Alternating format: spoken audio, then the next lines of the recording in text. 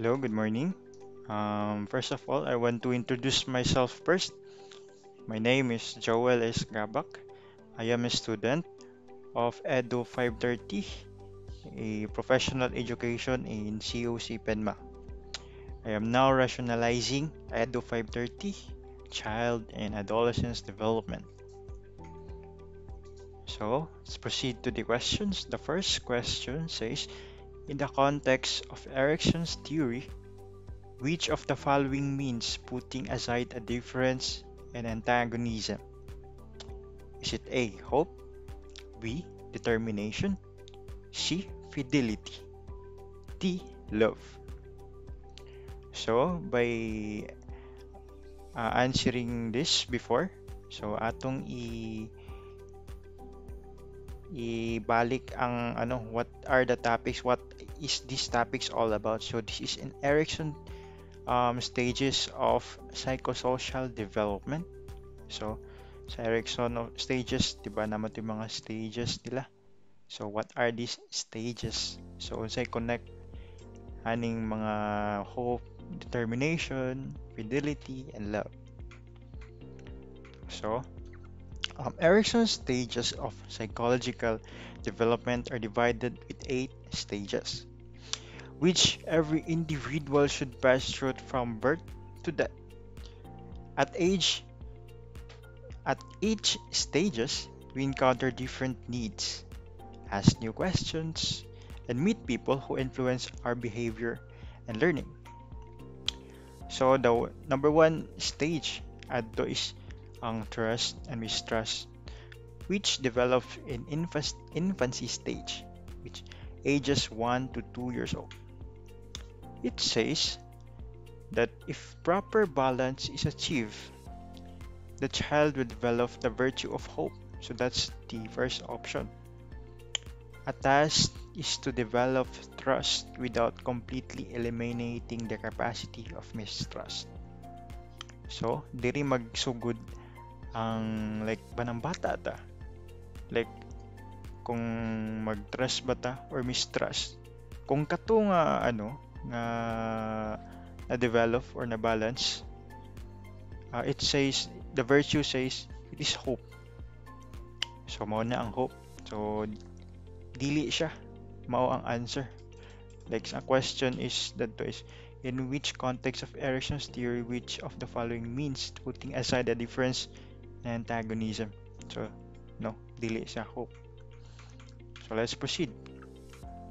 Stage 2. This is autonomy versus shame and doubt. This is childhood and develops in 2 to 4 year old. It says that the task is to achieve a degree of autonomy while minimizing shame and doubt. If mom and dad, the other caretakers that often into a picture in this point, permit the child, now a toddler, to explore and manipulate his or her environment, the child will develop a sense of autonomy or independence. The parents should not discourage the child, but neither should they push. A balance is required. People often advise new parents to be firm but tolerant. At this stage, the advice is good. This way, the child will develop both self-control and self-esteem. If you get the proper, positive balance of autonomy and shame and doubt, you will develop virtue of willpower or determination. One of most admirable and frustrating things about 2 and 3 years old is their determination can do is their motto. So, mao na ang motto like kanang gusto na siya determination. So, this is not the answer of these questions. So, sa lahing nga choices. Tara na to ang stage 5. So, this is identity versus rule confusion. It is developed in adolescents, ages 13 to 19 years old. It says the task during adolescence is to achieve ego identity and avoid rule confusion. It was adolescence that interested Erikson first and host. And the patterns he saw here were the basis for his thinking about all the other stages. If you successfully negotiate this stage, you will have a virtue Erikson called fidelity. Fidelity means loyalty and the ability to live by society's standard despite of imperfections and incompleteness and inconsistence. So that was a virtue of fidelity, which in stage 5. So proceed sa next nga option, which is the stage 6, intimacy and isolation. So this develops early adulthood, ages 20 to 40 years old.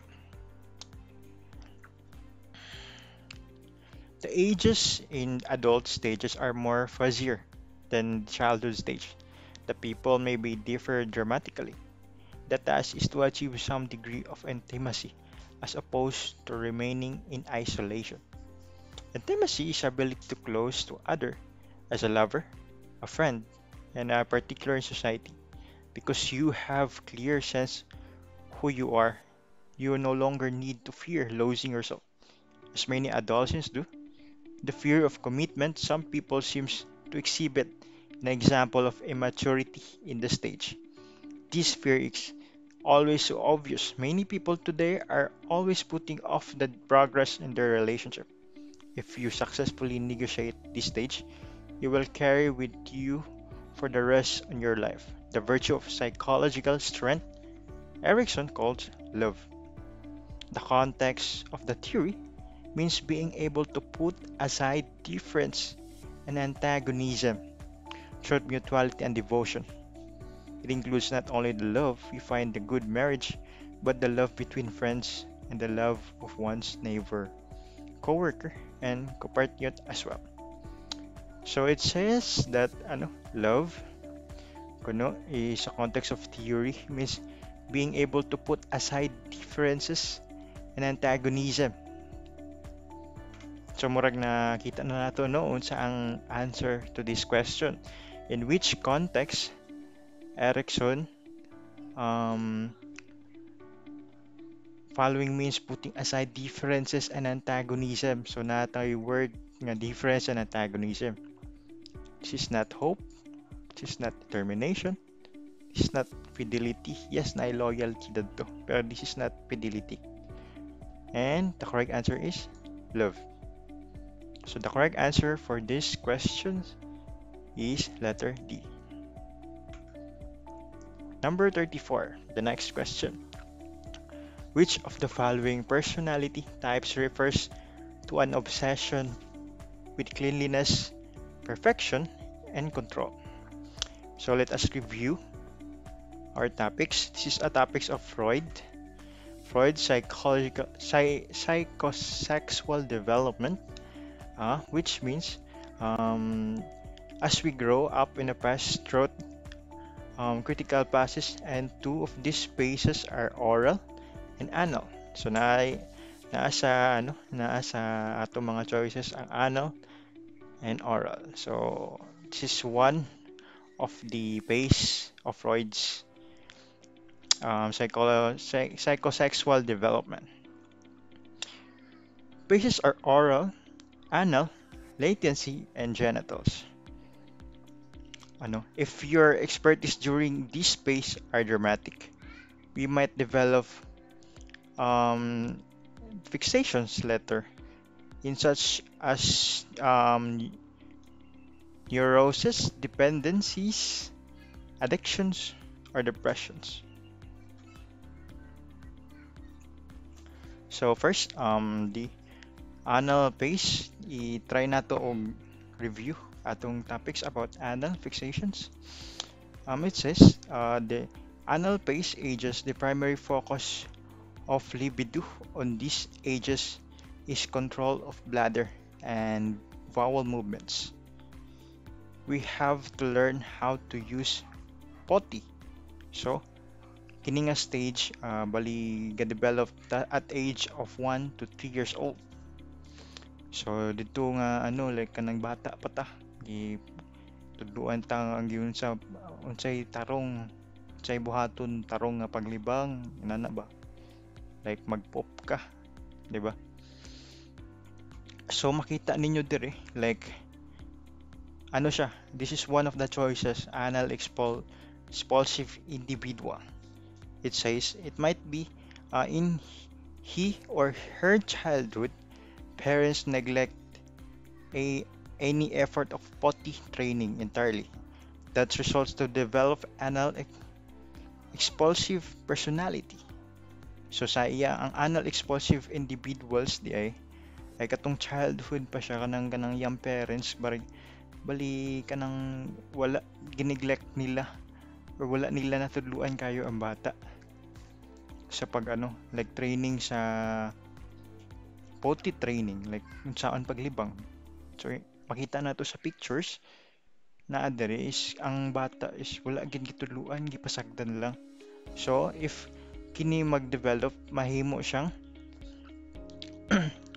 um anal explosive personality if developed, she or he becomes messy, disorganized, and inconsiderate other people's feeling and rebellious against authority. So inana di ay imo na yang ano fixations. So kung anal expulsive individuals ka like ato akong gingon nga ganiha, yang parents is gipasagdan na siya, wala siya gitudluan about yun sa paano ang sakto so pagdako niya ma-develop niya ang inani nga attitude. So the second one, the anal retentive individual. So in anal retentive scenario, it might be he or her childhood parents post potty training too early, like kanang yung parents bitaw nga kanang sayo kayo siya gi post like dali ra kayo siya gitudluan siya, yes gitudluan siya pero dali ra kayo kanang dili kayo sapat yang training about potty training and punish him for mistakes that results a development of anal retentive. So kanang gamay ra kayo yung time sa pagtudlo tung bata pa siya and kanang burag kanang uy sayop ka kasab-an dayon siya. So its results of development adult retentive personality becomes over controlling and stigny adults with disgust face on body and tendency to obey the authority. So mao na siya ang anal retentive individuals. So proceed ta sa oral fixations. So ang oral di ay in the first year of our lives we discover world through our oral sense. So katong nga oral fixations is mabatian nato sa ages 0 to 1 mo mga babies. Our main pleasure is sucking our mother's breast or a battle. A conflict might be occur now is weaning of our primary caregivers. So number one of this is oral receptive individuals. What is oral receptive? So makita nato it might be he or her childhood, her mother or his mother stop feeding him on her 4 months of birth, which is too early. So kanang sayo ra kayo siya like ato para sa sa anal kaganiya sayo like kining anal expulsive, di ba? What I mean kining anal retentive di ay sayo ra kayo siya gi yang training. So diri pud sa sa oral nga side, oral receptives muning like sayo ra kayo siya gi pahuman og padede, di ba? So ang result di ay is oral receptive individuals. He suffers trauma nganong sayo kayo siya di pa undang. So kanang ganang burag nanginahanglan pa siya og kuan ba kay burag nabitin siya kay tungod kay sayo nga word. Trauma and develops oral fixations. he tried to compensate for it by chewing gum all the time. So, kay tungod kay kanang murag nabitin siya. Kini nga type of individuals, oral receptives, is katong gainom, sige paningrilyo, or like kanang siging chewing gums, ana-ana. Mao ni sila ang gitawag nga oral receptive individual. So, proceed ta sa oral aggressive individual. It might be his or her childhood. His or her often left alone crying while she or he is hungry. So, mo ni nga bata nga katong sa oral receptive individual is kitudluan siya, kipadede siya. And the difference of this is kini siya is wala gyud timan gyud. Like kanang ano gyud siya gibiyaan or gineglect siya sa iyang parents, wala nag-aruga siya inana nga term of oral aggressive. So at result of this one, kini nga development, he or she spends the entire life looking for oral stimulations. So gapangita siya atong kuan nga wala niya nahitabo. She or he denied as an infant, and therefore the development is manipulative and addictive personality. So at kanang gigadako na siya, yan ang gapangitaon to nga nga development, which is dili niya wala niya na sinati bata pa siya. So na tendency nga kini sila nga tao or like individuals, um kini sila is mga manipulative and addictive personality. Like kanang like pwede pud ka nang manglibakira, chismosa. So mo nang developments nila. So sa questions nga which of the following personality refers to an obsession with cleanliness, perfection, control? So review na to. Ang anal expulsive, dili man pwede ang anal expulsive ana. Kay ang katunga personality niya develop niya is kanang impulsive. She becomes messy. 'Di ba? Messy man siya. So layo ra kayo ang cleanliness, perfection, and control. Ang oral receptive dili pod po siya, he suffers trauma or development oral fixations. So morning kanang kuan katong dali ra siya gipasagdan wala giteach siya og like kanang unsaon paglibang inana, pero dali ra kayo nga panahon. So this is not the answer. Anal retentive, tanaw na to ang anal retentive.